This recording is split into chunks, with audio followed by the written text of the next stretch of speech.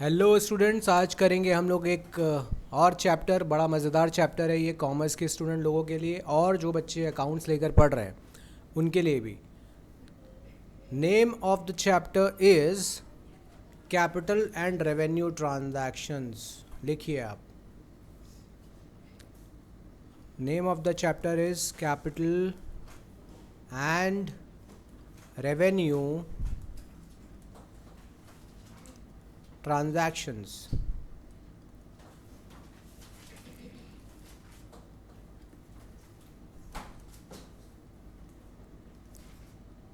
Capital and revenue transactions.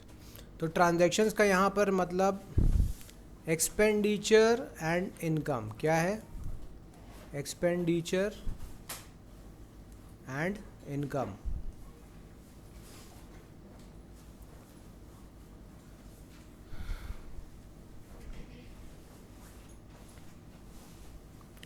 अगर मुझे correct net profit जानना है तो हमें ये कैपिटल रेवेन्यू ट्रांजैक्शंस के बारे में एक अच्छा क्लियर कट आइडिया होना चाहिए, क्योंकि प्रॉफिट निकालने के लिए we should take revenue expenditure and revenue receipts only. बात समझ रहे हो? एक्सपेंडिचर एंड रिसिप्ट्स अपने को रेवेन्यू नेचर का ही लेना होगा। कैपिटल नेचर का एक्सपेंस एसेट बन जाता है, ठीक है? वो बैलेंस शीट का आइटम है तो वो पीएल और ट्रेडिंग में नहीं आएगा। तो इसीलिए प्रॉफिट जानना है तो इस तरीके के ट्रांजैक्शंस के बारे में पता होना चाहिए। तो अब इन सारे ट्रांजैक्शन का अगर अपन क्लासिफिकेशन करें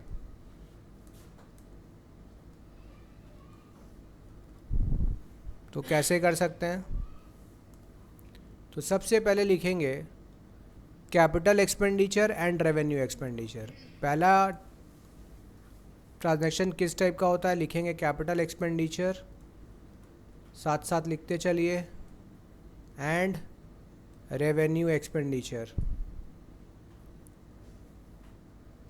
revenue expenditure.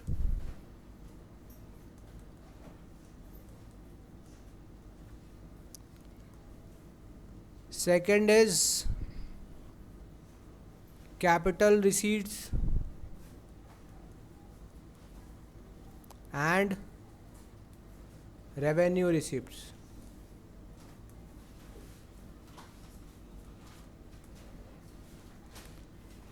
Third is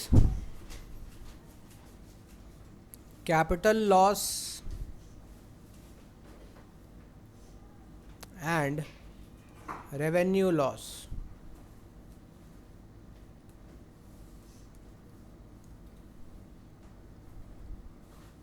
Fourth one is capital profit and revenue profit.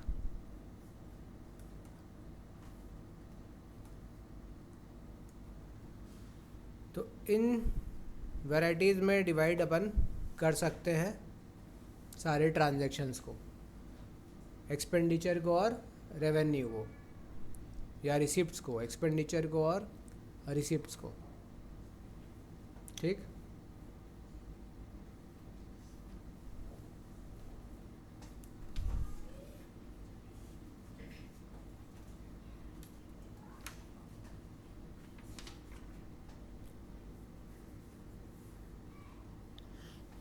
लिख लिया? आगे बढ़े। एक और तरीके से अपने क्लासीफाई करना सीखेंगे।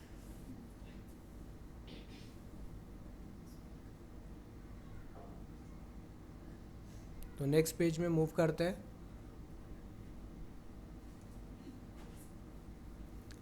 सेम क्लासिफिकेशन को ऐसे भी दिखा सकते हैं कि बेटा ट्रांजैक्शंस जो है ना, इसको दो पार्ट में डिवाइड कर सकते हैं। एक होता है कैपिटल नेचर का और एक होता है रेवेन्यू नेचर का। ऐसे भी तो कर सकते हैं सर, ट्रांजैक्शन दो नेचर का हो सकता है, एक कैपिटल नेचर का हो सकता है और एक रेवेन्यू नेचर का हो सकता है। अब कैपिटल नेचर में ट्रांजैक्शन कौन कौन सा आता है? तो लिख सकते हैं सर, कैपिटल एक्सपेंडिचर आता है, दूसरा क्या कर सकते हैं, कैपिटल रिसिप्ट्स आता है, कैपिटल लॉस होता है और कैपिटल प्रॉफिट होता है। ठीक, यहाँ भी यही चीज़ करेंगे। रेवेन्यू का एक्सपेंडिचर हो सकता है, रेवेन्यू रिसिप्ट्स हो सकता है, समझ रहे हो ना। आप ऐसे भी याद कर सकते हैं, बस सबके आगे क्या लगा देना है, capital, capital expenditure, capital receipt, capital loss, capital profit, revenue expenditure, revenue receipt, revenue loss, revenue profit. तो एक एक करके सीखेंगे। सबसे पहले हम लोग सीखेंगे कैपिटल एक्सपेंडिचर और रेवेन्यू एक्सपेंडिचर, इन दोनों को सीखना है। ओके, करें आगे। तो सबसे पहला टॉपिक जो मुझे अब यहाँ सीखना है वो है कैपिटल एक्सपेंडिचर, और थोड़ा इधर अपन लिखेंगे revenue expenditure.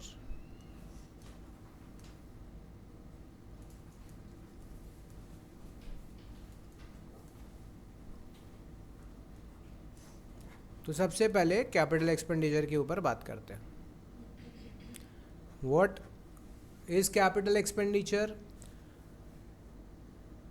That expenditure the benefit of which is not exhausted within the current year but is enjoyed over a long period of time। क्या ध्यान रखना है, इसका जो बेनिफिट है वो एक साल के अंदर ख़त्म नहीं होता, और इसका बेनिफिट हम enjoy करते हैं आने वाले कई सालों तक, लंबे समय तक हम इसको enjoy करते हैं। आमतौर पे ये जो खर्चा होता है this is non recurring in nature, it means ये खर्चा बार बार नहीं होता है। और कहाँ यूज़ होता है, ये कहाँ होता है जनरली, जब हम कभी भी प्रॉपर्टी एक्वायर करते हैं, फिक्स एसेट में जब हम इन्वेस्ट करते हैं, तो ये क्या होता है, कौन सा एक्सपेंडिचर होता है, कैपिटल एक्सपेंडिचर। क्या समझ में आया बात, चीज़ क्लियर है क्या, कि वो एक्सपेंडिचर जिसका बेनिफिट एक साल से ज़्यादा मिले, एग्जॉस्ट ना हो तो बोल सकते हैं ना एक साल से ज़्यादा मिले। एग्जाम्पल क्या होगा, purchase of assets, fix assets,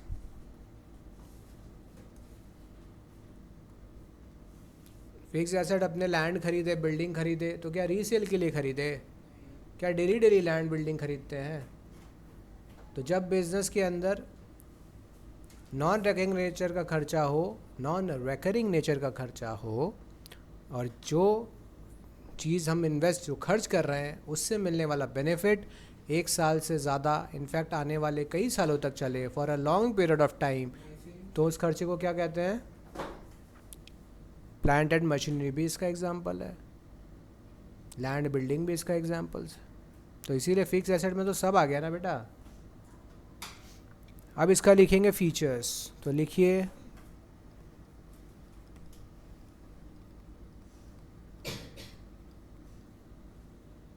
features.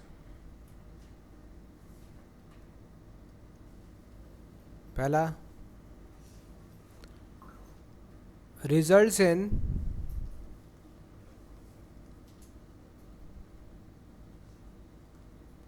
Acquisition of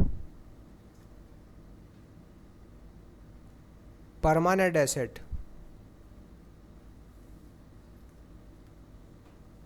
जब भी कैपिटल एक्सपेंडिचर करते तो हमारे पास परमानेंट नेचर का एसेट आ जाता है। Point number 2, used for earning revenue.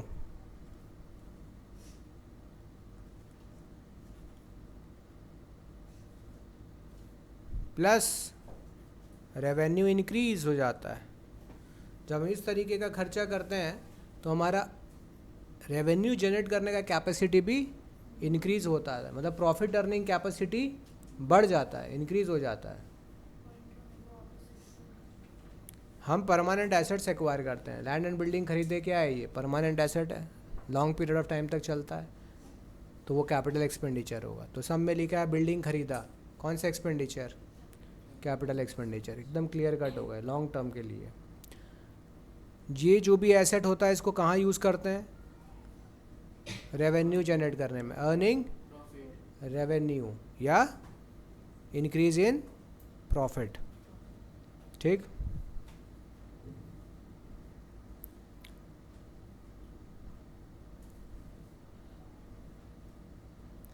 expenses for extension or improvement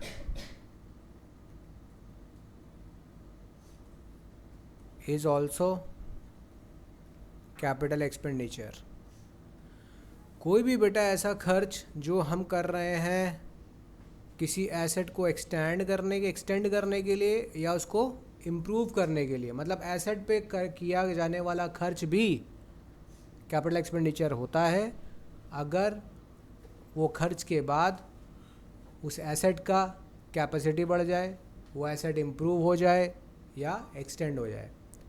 ठीक है, एक मशीन के साथ एक और एडिशनल पार्ट जोड़ रहे हैं जिससे हमारा प्रोडक्शन कैपेसिटी इंक्रीज़ हो जाएगा।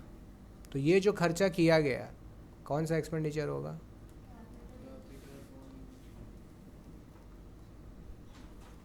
और एक चीज़ इसको ऐसे और एक एग्जांपल से समझाते हैं। आपने एक मशीन खरीद के लाए 50 लाख रुपए का, लेकिन उस मशीन को इंस्टॉल करने के लिए 50,000 रुपये खर्च होगा। मशीन का वैल्यू वॉज 50 लाख, तो मशीन जो हमने खरीद के लाया कौन सा एक्सपेंडिचर? Capital expenditure. लेकिन इसके ऊपर इंस्टॉलेशन का खर्च करना पड़ा 50,000 का, तो ये कौन सा एक्सपेंडिचर? ये भी कैपिटल एक्सपेंडिचर होगा, क्योंकि इसके बिना मशीन यूज़ करने के कंडीशन में आप नहीं ला सकते। तो वो खर्च जो मशीन को यूज़ करने लायक बनाए या मशीन का कैपेसिटी बढ़ाए या उसको इम्प्रूव कर दे, वो सब क्या होगा? कैपिटल एक्सपेंडिचर होगा।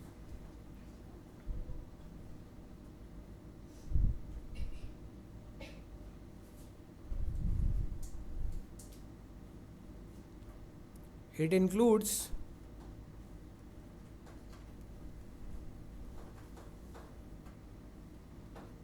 rights to carry on business।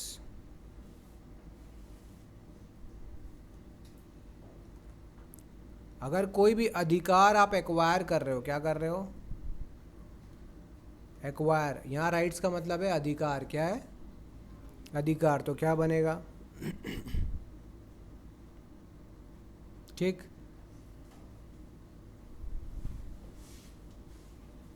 तो लाइसेंस का कॉस्ट भी कैपिटल एक्सपेंडिचर बनेगा। लग रहा है कि लाइसेंस का कॉस्ट नहीं होगा, लेकिन होगा। कोई लीगल फीस लग रहा है, होगा। ब्रोकरेज अगर दे रहे हैं किसी एसेट को ख़रीदने में, वही जो मशीन खरीद रहे थे 50 लाख का, उसमें 1 लाख का ब्रोकरेज देना पड़ा, तो ये ब्रोकरेज भी क्या होगा? कैपिटल एक्सपेंडिचर, क्योंकि एसेट के पीछे लग रहा है। ठीक है, नेक्स्ट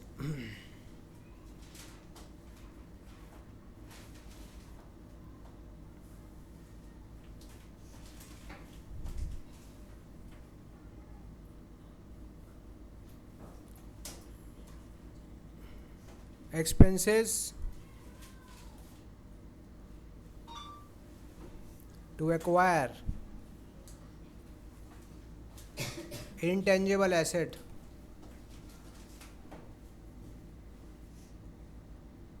वो भी इसमें आएगा, जैसे कि goodwill, trademark, patent right, copyright या नो हाउ।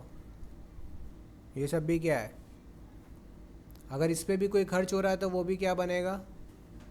कैपिटल एक्सपेंडिचर के अंदर ही आना है।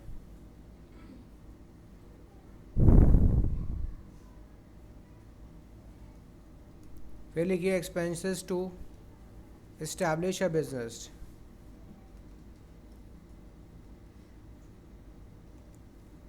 एक बिजनेस को स्टार्ट करने से पहले भी ना कुछ खर्चा लग जाता है।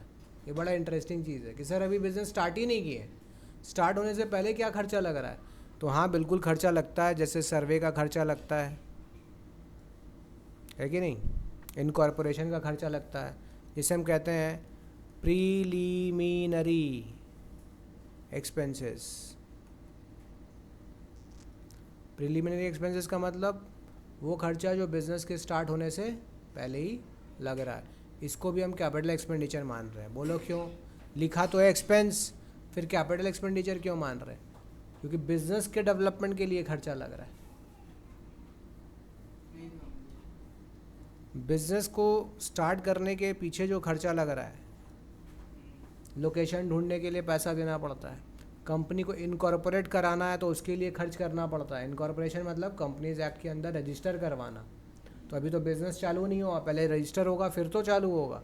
तो उस रजिस्ट्रेशन के पीछे जो खर्च हो रहा है वो सब भी कौन से एक्सपेंडिचर? Capital expenditure. कौन से एक्सपेंडिचर? तो याद रखेंगे, ये सब दिखने में तो लगता है कि रेवेन्यू होना चाहिए, लेकिन है सब, तो इसके ऊपर अच्छा ध्यान देना चाहिए। अच्छा बताओ, कंपनी शेयर इशू करेगा, उसके ऊपर एक्सपेंसेस लगा रहा है। Expenses on issue of shares and debentures. Shares और डिबेंचर्स को इशू करने में जो भी खर्चा लग रहा है वो सब भी क्या आएगा? Capital expenditure. तो आपके एग्ज़ाम में सीधा सीधा दे देगा इशू ऑफ शेयर करने में, तो इशू एक्सपेंसेस लग रहा है 10,000 रुपया, कौन सा एक्सपेंडिचर होगा? तो आपके एग्ज़ाम में सिर्फ क्लासिफिकेशन करने पूछ रहा है, उसी पे आपका मार्क्स आएगा कि ये खर्चा कौन सा है, नेचर बताओ और रीज़न दो। तो अगर रीज़न आएगा तो देना आना आ जाएगा ना, कर दोगे ना रीज़न सब। जो बच्चे सीए फाउंडेशन देंगे वहाँ भी पूछता है, इंपॉर्टेंट है, पूछेगा कैसे हो रहा है, रीज़न दीजिए कि क्यों हो रहा है।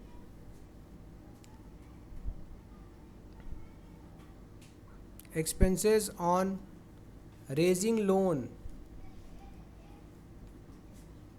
अगर आप लोन ले रहे हो बिजनेस के लिए और उस लोन लेने में कुछ खर्चा लग रहा है, ब्रोकरेज वगैरह देना पड़ रहा है, तो वो भी कौन सा एक्सपेंडिचर होगा? कैपिटल एक्सपेंडिचर होगा।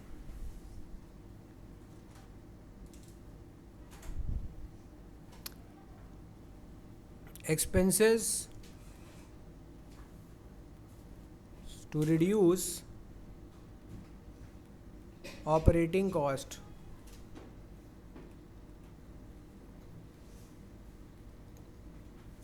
ये भी क्या आएगा? Capital expenditure. थोड़ा फोकस होना है इसमें, ऐसे खाली फोकट बैठने से नहीं आएगा, समझना होगा, अलर्ट होकर सुनना है, इसको समझना है। ऑपरेटिंग कॉस्ट समझो इसको, अपने पास एक हैंडलूम है, हैंडलूम समझते हो ना, हाथ से जो बुनाई होता है, मशीन, हाथ लेबर लगता करने में, इसको अपन कन्वर्ट कर रहे हैं किसके अंदर?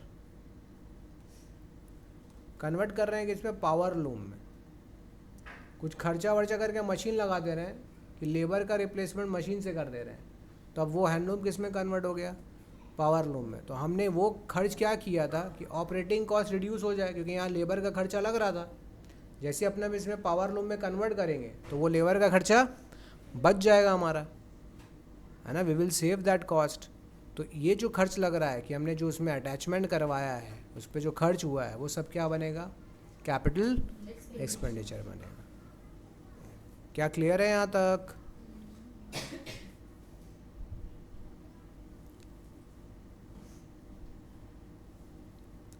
और फिर लिख लेंगे development expenditure.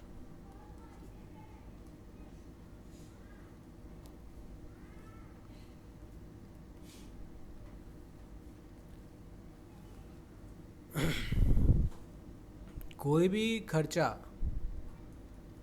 T, coffee, plantation में लग रहा है, अगर पेड़ पौधा उगाने में जो हमारा खर्चा लग रहा है, अभी तक उससे मेरा कोई इनकम नहीं आ रहा है, लेकिन उसको डेवलप करने में हम जो खर्चा कर रहे हैं वो भी कौन से एक्सपेंडिचर में आ जाएगा? ठीक है। तो यहाँ पे ये इम्पॉर्टेंट नहीं है कितना बड़ा अमाउंट है, कितनी बार हो रहा है, ये इम्पॉर्टेंट नहीं है ज़्यादा, इन बातों का ध्यान रखना है, ये सब इम्पॉर्टेंट है। कैपिटल रेवेन्यू होने के लिए ये नहीं सोचना अमाउंट बहुत बड़ा है तो कैपिटल एक्सपेंडिचर होगा, नहीं। ये पकड़ने जो ये जो पैमाना है, ये जो स्केल जिसको लेके चल रहे हैं, आप ऐसे जज कर लेंगे तो ये चीज़ ठीक नहीं है। ठीक है, दो it can be a feature in most of the times, but आप इसको लेकर नहीं चल सकते ऐसे, ठीक है। अब अपन क्या कर रहे थे, अब कैपिटल वाला ख़त्म है, अब अपने किस में आने वाले हैं, रेवेन्यू में। तो रेवेन्यू का क्या होता है, एक साल के अंदर बेनिफिट ख़त्म, यहीं एंड हो जाएगा। खर्चा यहाँ कर रहे हैं, बेनिफिट भी इसी साल एग्जॉस्ट हो जाएगा, एंड हो जाएगा, मतलब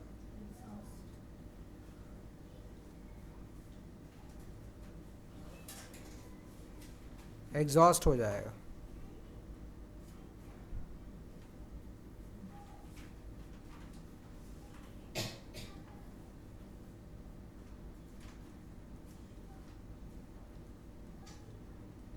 एग्जॉस्ट का मतलब होता है ख़त्म हो जाना, बेनिफिट ले लेना। एक साल का खर्चा, उसका बेनिफिट एक साल के अंदर ही ख़त्म। समझ में आ रहा है। अब इसका कुछ फीचर्स, पहला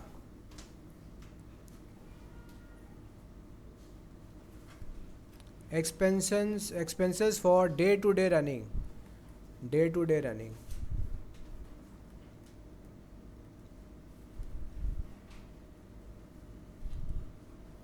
जो हमारे बिजनेस का डे टू डे खर्चा है वो सब किसके अंदर आएगा। एग्जाम्पल बताओ, जो भी आप लोग अभी किए हो ना, जो ट्रेडिंग पीएल में लिखे हो, वो सब कौन सा खर्चा है, सब रेवेन्यू एक्सपेंडिचर है। रेंट, वेजेस, सैलरी सब क्या है। अगर हम ये खर्च ना करें तो क्या मेरा डे टू डे एक्टिविटी चलेगा, ऐसे समझ सकते हैं आप। Point number 2, expenses for upkeep of asset, upkeep of assets. Upkeep of asset का मतलब होता है रख रखाव। अपकीप वर्ड का मतलब क्या है, एसेट का ध्यान रखने के लिए, एसेट के ऊपर जो खर्च हो रहा है जिससे एसेट ठीक ठाक चलता रहे, तो वो भी किसके अंदर आएगा, रेवेन्यू एक्सपेंडिचर में आएगा, ताकि मेरा जो एसेट है वो अच्छे वर्किंग कंडीशन में रहे, ख़राब ना हो जाए, स्मूथली चले, ये सब खर्चा यहाँ आएगा।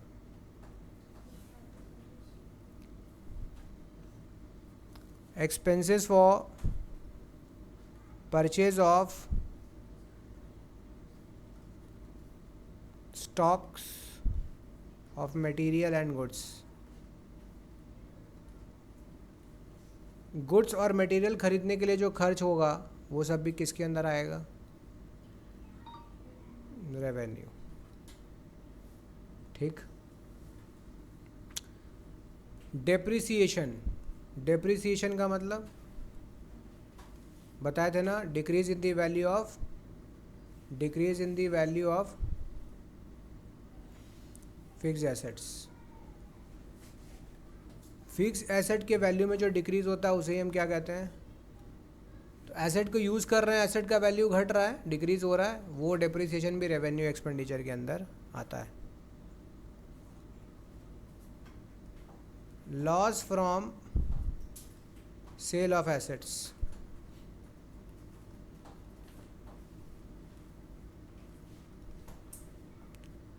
अपने एसेट बेच दिए और लॉस हो गया। जैसे कि एक मशीन था जिसका बुक वैल्यू था 10,000 रुपीज़, उसका सेल वैल्यू है 8,000 रुपीज़, लॉस कितने का हुआ, तो ये जो 2,000 का लॉस है ये रेवेन्यू एक्सपेंडिचर में आएगा। एसेट को बेच के अगर लॉस होता है तो वो रेवेन्यू एक्सपेंडिचर होता है।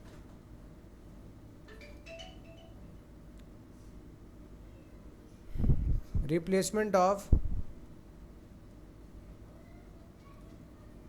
Used parts of assets. अब कोई एसेट है, उसका एक पार्ट ख़राब हो गया है, यूज़ हो चुका है, ख़त्म हो गया, उसको अपने को रिप्लेस करना है, चेंज करना है, तो उसको अगर हम कुछ रिप्लेस कर रहे हैं तो क्या होगा, रेवेन्यू एक्सपेंडिचर। देखो कंफ्यूज नहीं होना है, वो खर्चा, वो चीज़ जब हम मशीन में ऐड कर रहे हैं जिससे उसका अर्निंग कैपेसिटी इंक्रीज़ हो जाए, that expense is capital expenditure. लेकिन अगर हम उसका कोई पार्ट को चेंज कर रहे हैं, जो रिप्लेस कर रहे हैं क्योंकि वो यूज़ होकर के ख़त्म हो गया, ख़राब हो गया, तो वो क्या बनेगा? रेवेन्यू बनेगा। समझ में आ रहा है कि नहीं?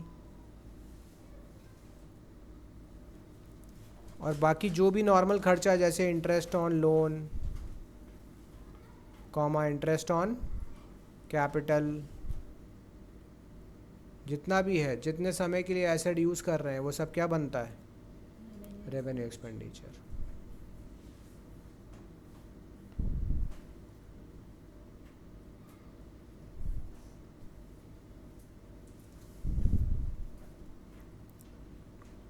Clear?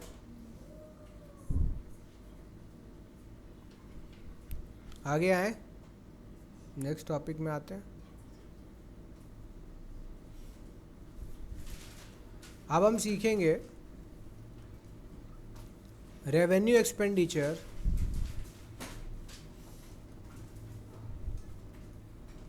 Treated as capital expenditure.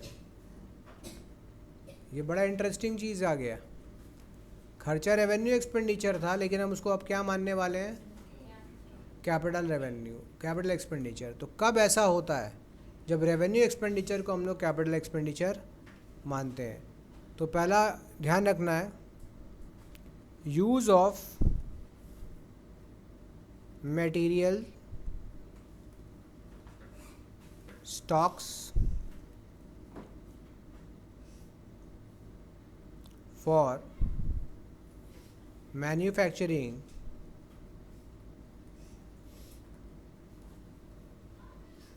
a fixed asset।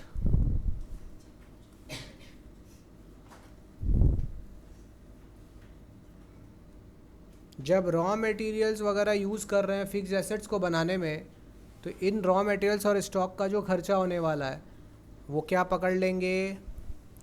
Capital expenditure.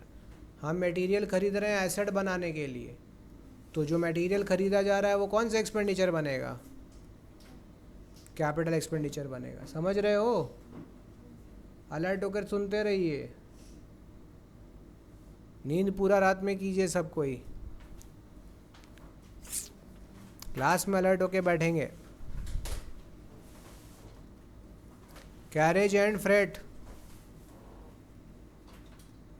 अगर हम एसेट को लाने के लिए खर्च कर रहे हैं, किस एसेट पे खर्च कर रहे हैं? न्यू एसेट्स पे। ट्रांसपोर्टेशन खर्चा लग रहा है। हाँ, आगे आएंगे, अभी सीखेंगे क्या। कैरेज एंड फ्रेट खर्च कर रहे हैं किस पे? न्यू एसेट को एक्वायर करने में। एसी खरीद के ला रहे हैं 50,000 का, 2,000 रुपया भाड़ा भी लग रहा है, तो ये 2,000 रुपया जो कैरेज लग रहा है, क्या होगा ये? समझ रहे हो नहीं समझ रहे हो? याद होना चाहिए ये। वेजेस, कब वेजेस को कहेंगे? जब वेजेस किस पे लगेगा? Installation of assets.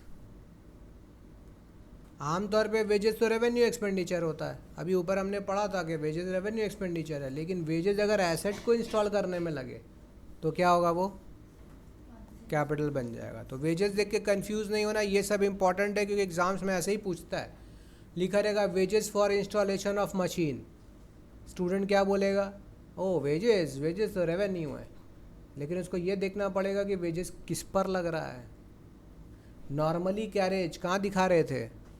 ट्रेडिंग के डेबिट में, इनवर्ड है तो। लेकिन अगर carriage on purchase of asset लिखा है तो वो कैरेज कहाँ आएगा?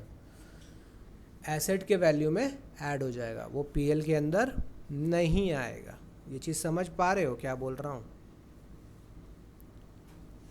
तो कितना काम का चीज़ है, कितना कंफ्यूजिंग हो सकता है बच्चों के लिए जो ये क्लियर कट ना हो कि किस कैरेज को कहते हैं रेवेन्यू, कौन सा कैरेज का एक्सपेंस होता है कैपिटल। तो एसेट को एक्वायर करने में, प्रोक्योर करने में जो कैरेज दिया जाए, फ्रेट दिया जाए, कैपिटल। आम तौर पे जो गुड्स वगैरह के ऊपर कैरेज दिया जा रहा है वो सब रेवेन्यू। तो तो जो भी कैपिटल एक्सपेंडिचर होगा वो एसेट के साथ ऐड होना चाहिए। तो जो वेजेस हमने पे किया वो एसेट के साथ ऐड होना चाहिए। ये वाला वेजेस ट्रेडिंग के डेबिट में नहीं जाएगा। तो ट्रेडिंग और पीएल में कौन सा खर्चा आता है? रेवेन्यू।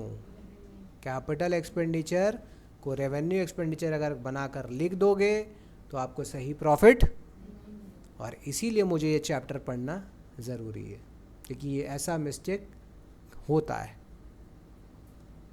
वेजेस के बाद सेम वही रिपेयर्स,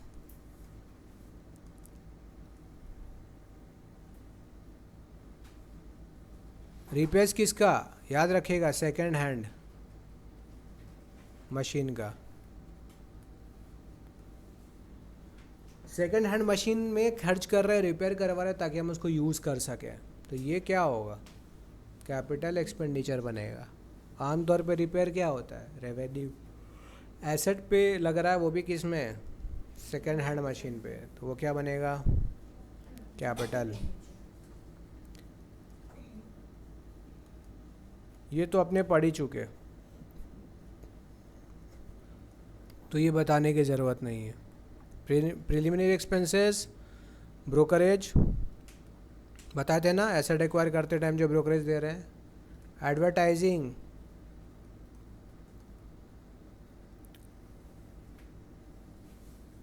याद रखेंगे कौन सा एडवर्टाइजिंग? ब्रैकेट में याद रखेंगे न्यू प्रोडक्ट।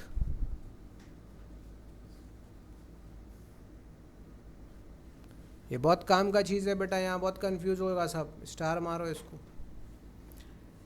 जनरली एडवर्टाइजिंग क्या होता है? रेवेन्यू एक्सपेंडिचर होता है। लेकिन अगर एडवर्टाइजिंग कर रहे हैं नया प्रोडक्ट को मार्केट में लॉन्च करने के लिए, तो वो क्या बनेगा? ध्यान रहेगा, कौन सा एडवर्टीजमेंट बनेगा बेटा? Capital expenditure. जो न्यू प्रोडक्ट को मार्केट में लाने के लिए हम एडवर्टाइज कर रहे हैं, वो एडवर्टाइजमेंट एक्सपेंसेस क्या बनेगा? कैपिटल एक्सपेंडिचर बनेगा। इसी में आगे इसी में जोड़ लो इंटरेस्ट।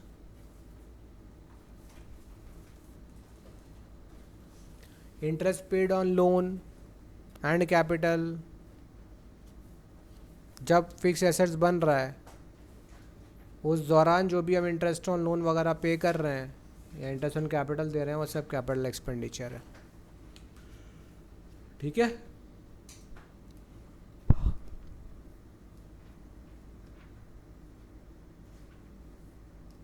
यहाँ लिख लो during construction.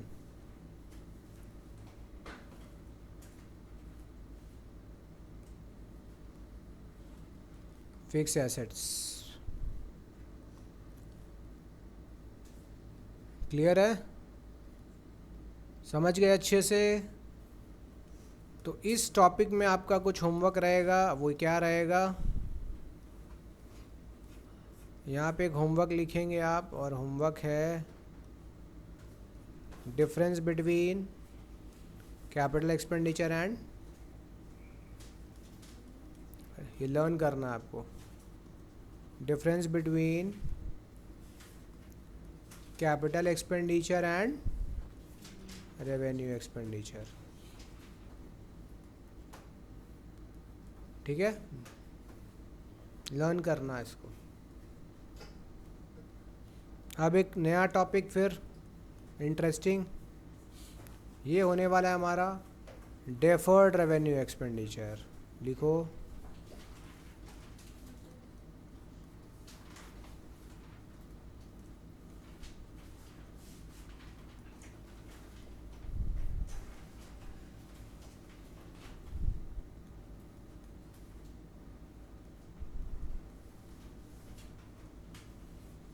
Deferred revenue.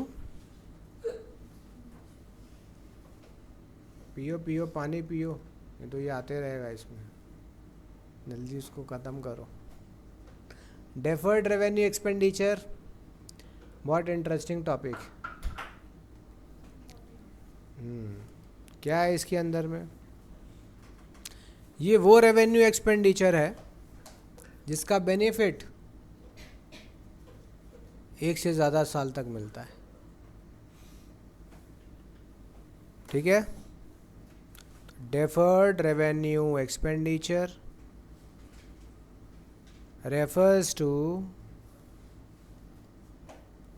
refers to the revenue expenditure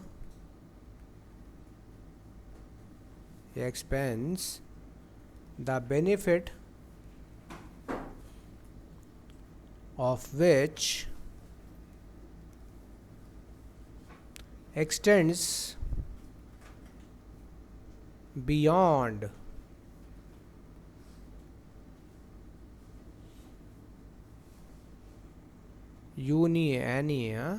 beyond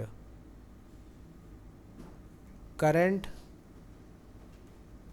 accounting year.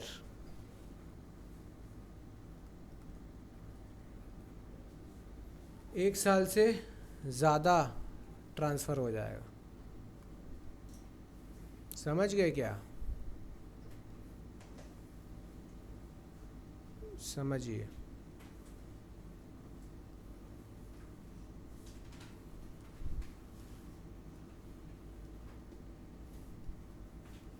ठीक है, क्या नहीं लिखे क्या? क्या करना है? सपोज़ कीजिए ये मेरा 1 साल है,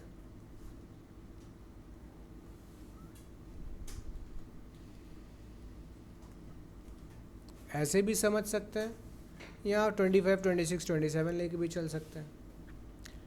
हम जिस साल का बात कर रहे हैं, जैसे 2023 का ही बात कर रहे हैं हम लोग, इसी साल है। यहाँ पे हमने एक एक्सपेंस किया, वो एक्सपेंस था एडवर्टीज़मेंट का।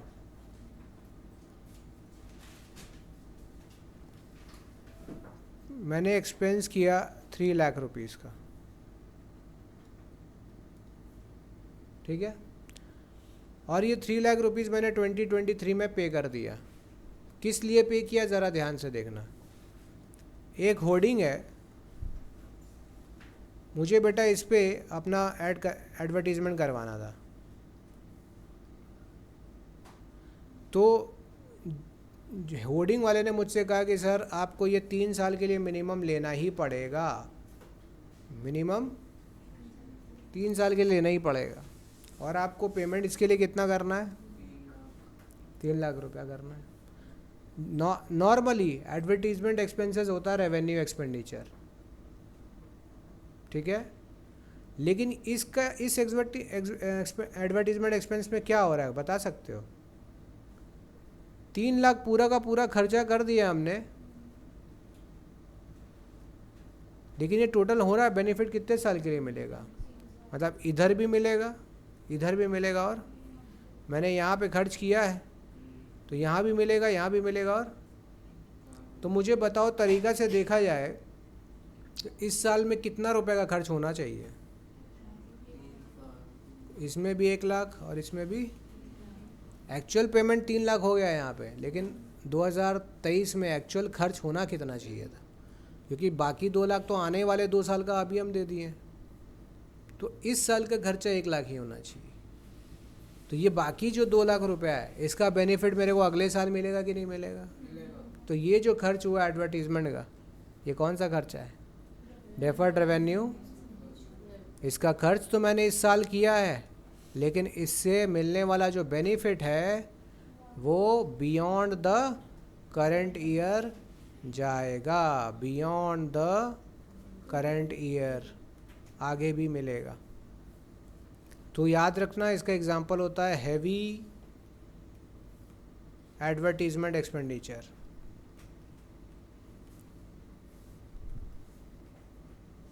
तो इसमें आपने क्या ध्यान रखना है? सबसे पहला चीज़ आपको ध्यान रखना है कि sir if there is advertisement expense and nothing is mentioned, then we will treat it as revenue expenditure. If nothing is given, it is revenue expenditure. आम तौर पे advertising expense is revenue expenditure. Point number 2, sir अगर वही advertisement expenditure कर रहे हैं नया product को लॉन्च करने के लिए, न्यू प्रोडक्ट के लिए, तो वो क्या होगा? कैपिटल एक्सपेंडिचर बन जाएगा। क्या समझा? क्या normal advertisement expense, revenue expenditure, advertisement expenditure on new product becomes capital expenditure. And sir, heavy advertisement expenditure, the benefit of which will be transferred to the coming years, it will go beyond the current year, then it will become deferred revenue expenditure. किसी को भी समझा देंगे तीनों कब होता है advertising के केस में? ईजी है, कुछ भी टफ लगे तो पूछिए कि सर ये चीज़ टफ लगा, क्लियर नहीं हुआ। तो याद रखना, heavy repairs, heavy advertisement expenditure. अगर हम खर्च कर रहे हैं अपने, इसका कोई एग्जांपल पूछ ले कि सर एक दो एग्जांपल और बताइए जिससे हम लोग क्लियर कर सके इसको, तो इसका एग्जांपल ध्यान रखिएगा। इसका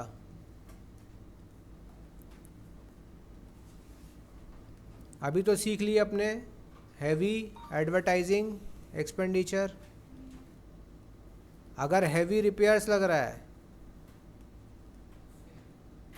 बहुत ज़्यादा रिपेयर्स लग रहा है, तो भी बनेगा वो डेफर्ड रेवेन्यू एक्सपेंडिचर। तीसरा, shifting of business, shifting of, यहाँ शिफ्टिंग का मतलब होता है चेंज ऑफ प्लेस। क्या होने वाला है बेटा? प्लेस चेंज करने वाले हैं, एक दूसरा लोकेशन में प्लेस चेंज या लोकेशन चेंज, तो वो भी किस में आएगा? ये जो शिफ्टिंग करने पे जो खर्चा लग रहा है, ये भी आ जाएगा डेफर्ड रेवेन्यू एक्सपेंडिचर।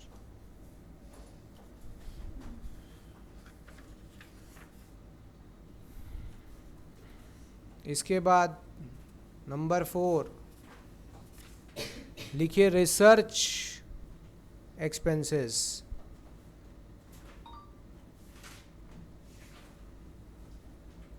रिसर्च करने पे जो खर्च हो रहा है उसका भी बेनिफिट आने वाले कई सालों तक मिलता है। और प्रीलिमिनरी एक्सपेंसेस भी डेफर्ड रेवेन्यू एक्सपेंडिचर में डाल देते हैं। तो ये 5 एग्जांपल्स आप ध्यान रखिए, ये काफ़ी है, ठीक है। डेफर्ड एक्सपेंडिचर, रेवेन्यू एक्सपेंडिचर वाला पार्ट बिल्कुल अच्छे से क्लियर हो गया।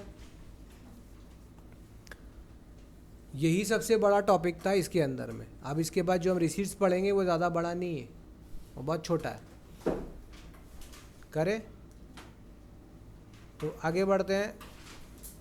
इसमें अब हम सीखेंगे क्या था। देखो तो capital receipt, revenue receipt second number item था ना।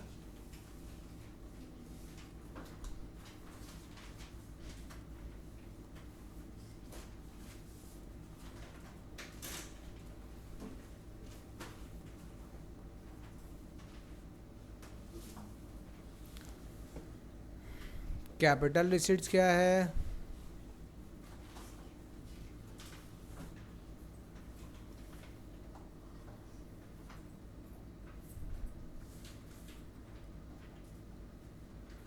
लिखिए, receipts of non recurring nature, ठीक है। जो भी रिसीट्स नॉन रिकरिंग नेचर का होता है वो सब कौन सा रिसीट बनता है? तो कहाँ कहाँ से आएगा? सबसे इसका अच्छा एग्जांपल होता है सेल ऑफ फिक्स एसेट्स। क्या है? फिक्स एसेट्स बेच के जो पैसा मिला वो क्या है? कैपिटल रिसीट है, ठीक है। दूसरा लिख लो, लोन रेज्ड, लोन लिए, कौन सा रिसीट? Capital receipt. ओनर ने बिजनेस में पैसा लगाया, ये भी कौन सा रिसिप्ट?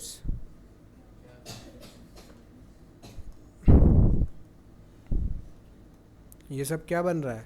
कैपिटल रिसिप्ट से। समझ में आया? लिखा है क्या? नॉन रेकरिंग नेचर होता है इसका। कैसा नेचर है? Non recurring. नॉन रेकरिंग मतलब जो बार बार एसेट बार बार बेच के पैसा नहीं मिलता, बार बार ओनर हर महीना कैपिटल इन्वेस्ट नहीं करता, नॉन रिकरिंग नेचर का। तो इसमें ज़्यादा कुछ नहीं है, इतना ही है। कैपिटल रिसीट्स में क्या आता है बेटा?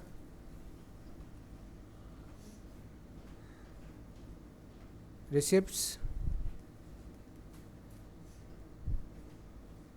obtained during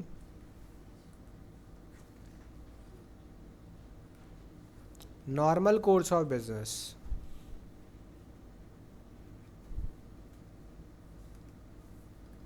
ये वो रिसिप्ट्स है जो नॉर्मली बिजनेस को मिल रहा है, जैसे कि सेल ऑफ गुड्स, ठीक है, commission received, interest received, rent received.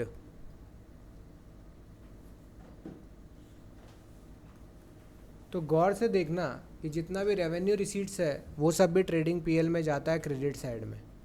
तो ट्रेडिंग पीएल में क्या क्या जाता है? रेवेन्यू एक्सपेंडिचर और रेवेन्यू रिसीट्स, दोनों कहाँ जाता है? ट्रेडिंग और पीएल में। और इसी का डिफरेंस क्या बनता है? प्रॉफिट या लॉस। क्या हुआ क्या हुआ? क्या पूछ रहा है? Commission received, interest received, rent received. अरे पीएल में जो जो लिखे हो क्रेडिट में वो सब लिख लो। इसका भी डिफरेंस होमवर्क रहेगा आपका।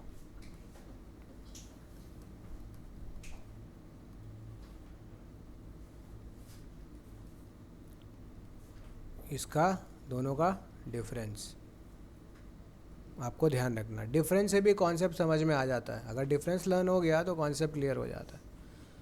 तो कभी कभी मैं कहता हूँ जहाँ डिफरेंस दिख रहा है ना, डिफरेंस पढ़ लो, डेफिनेशन पढ़ के डिफरेंस पढ़ लो, कॉन्सेप्ट क्लियर हो जाएगा। तो फिर आपको टॉपिक को इतना डिटेल में पढ़ने की ज़रूरत नहीं पड़ेगा। क्लियर है यहाँ पे? फिर capital and revenue losses and profits.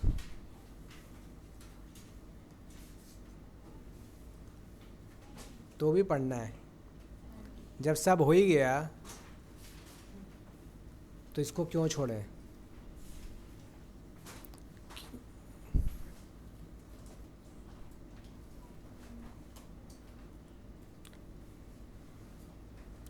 तो इसके अंदर पहले करेंगे कैपिटल लॉस और यहाँ डिस्कस करेंगे रेवेन्यू लॉस। वो लॉस जो नॉर्मल कोर्स ऑफ बिजनेस में ना हो वो बनेगा कैपिटल लॉस। यहाँ लिखेंगे not related to. Capital loss क्या होता है? Not related to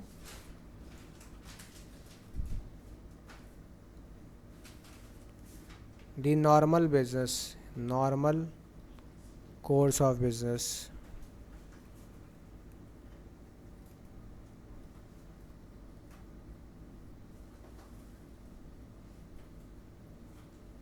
Revenue loss incurred in normal course of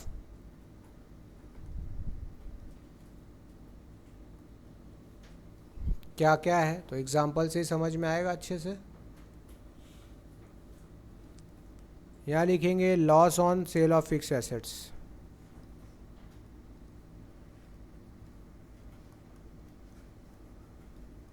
assets को बेचा लॉस में, कौन सा लॉस बनेगा? Capital loss. Loss on issue of shares oblique debentures, ये भी क्या बनेगा? Loss by theft after business hours.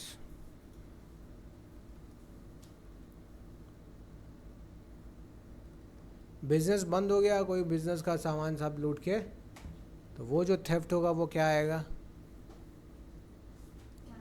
Capital loss बनेगा।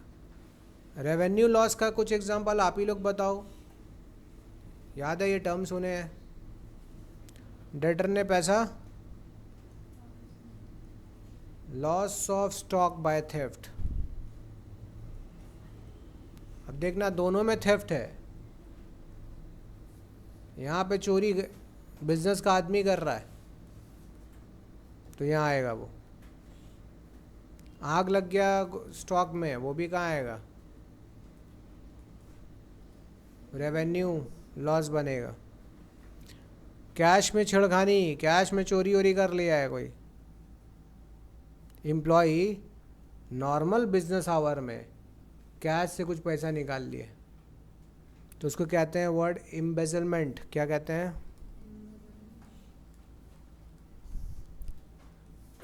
एम्बेजलमेंट और मिस एप्रोप्रिएशन।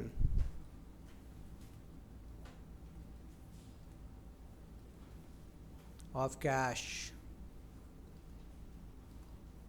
बाई कौन कर रहा है ये? एम्प्लॉई। कब कर रहा है, कब कर रहा है ये चोरी झमेला? During business hours. क्या ड्यूरिंग? है ना इंटरेस्टिंग चीज़, कितना कंफ्यूजिंग हो सकता है बच्चों के लिए। कितना लोग देखो दोनों चीज़ में लिखा थेफ्ट थेफ्ट, लेकिन यहाँ क्या लिखा है बेटा? After business hours. After business hours के बाद बिजनेस बंद हो गया, कोई चोरी हमारी कर लिया तो क्या हो गया वो? Capital loss. लेकिन बिजनेस होते होते दौरान बिजनेस के अगर कुछ हो जाए, आग लग जाए, लॉस हो जाए, चोरी हो जाए तो वो क्या होगा? रेवेन्यू होगा। है ना इंटरेस्टिंग चीज़। और लास्ट जो टॉपिक इसके अंदर था वो हमारा क्या था? Capital and revenue profits.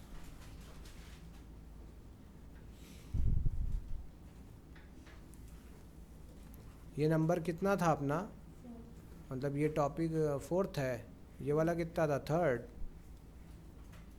बताना यार, वो लिस्ट बताए थे ना उसमें, तो ये 3rd नंबर था क्या? Capital and revenue loss. और ये अपना टॉपिक रहेगा। तो कैपिटल एंड रेवेन्यू प्रॉफिट करेंगे तो चैप्टर ख़त्म। तो पहले डिस्कस करेंगे कैपिटल प्रॉफिट और यहाँ करेंगे रेवेन्यू प्रॉफिट।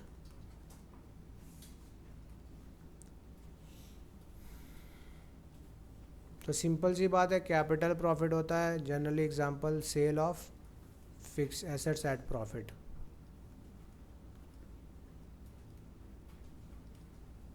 ऐसे लिख लो एट प्रॉफिट, या लिख लो profit on sale of fix assets.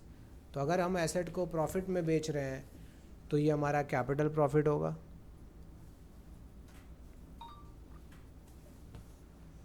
ठीक है।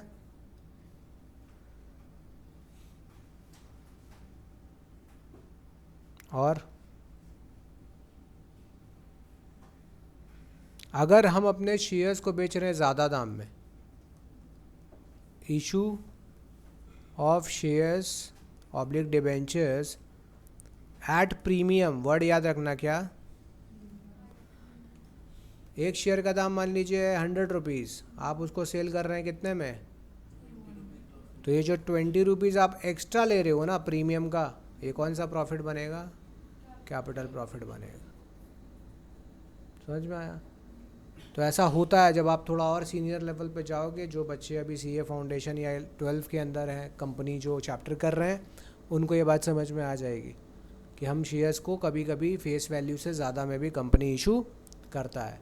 तो जितना ज़्यादा में कर रहा है वो कंपनी के लिए कौन सा प्रॉफिट बनेगा? कैपिटल प्रॉफिट बनेगा। Revenue profit again profit earn during normal course of, मतलब ये लिखना पड़ेगा क्या अब ये सब? मैं यहाँ नहीं लिखा हूँ कि कैपिटल प्रॉफिट का डेफिनेशन क्या है। प्रॉफिट अर्नड, कुछ नहीं, या नॉर्मल कोर्स ऑफ बिजनेस या not in the normal course of business. तो यहाँ प्रॉफिट जो नॉर्मल कोर्स ऑफ बिजनेस में आएगा वो बन जाएगा रेवेन्यू। प्रॉफिट आप लिख लेना। अब यहाँ पर क्या हुआ, जैसे कॉस्ट ऑफ गुड्स, याद है अकाउंटिंग इक्वेशन सीखे थे? एक गुड्स का कॉस्ट है 10,000 रुपीज़ सेलिंग प्राइस गुड्स का है 13,000 रुपीज़। तो ये जो 3,000 आपने प्रॉफिट में बेचा गुड्स को, किसको? गुड्स का कॉस्ट है ये। हाँ, ये कौन सा बनेगा? ये जो प्रॉफिट आया ये क्या प्रॉफिट है? Revenue profit. ठीक है, यहाँ आ रहा है नॉर्मल कोर्स ऑफ बिजनेस में अनकर, क्योंकि परचेज करके सेल करना प्रॉफिट में यही बिजनेस का नॉर्मल काम है। तो ये जो प्रॉफिट है वो रेवेन्यू प्रॉफिट। ठीक है, तो ये चैप्टर हमने कर लिया है ख़त्म। इसका एग्जाम्पल्स अब हम लोग सॉल्व करेंगे। आप लोग स्टार्ट कीजिए। ऑनलाइन जिन बच्चों ने ये देखा, आप अपने बुक से इसको सॉल्व कर सकते हैं। अगर इसके ऊपर आपको चाहिए क्वेश्चंस और पीडीएफ तो आप हमारे व्हाट्सएप नंबर पे हमें कांटेक्ट कीजिए, और फ़ेस टू फेस क्लास करने के लिए कोलकाता में आप हमें कांटेक्ट कर सकते हैं। गिरीश पार्क और बारानगर में हमारा सेंटर है।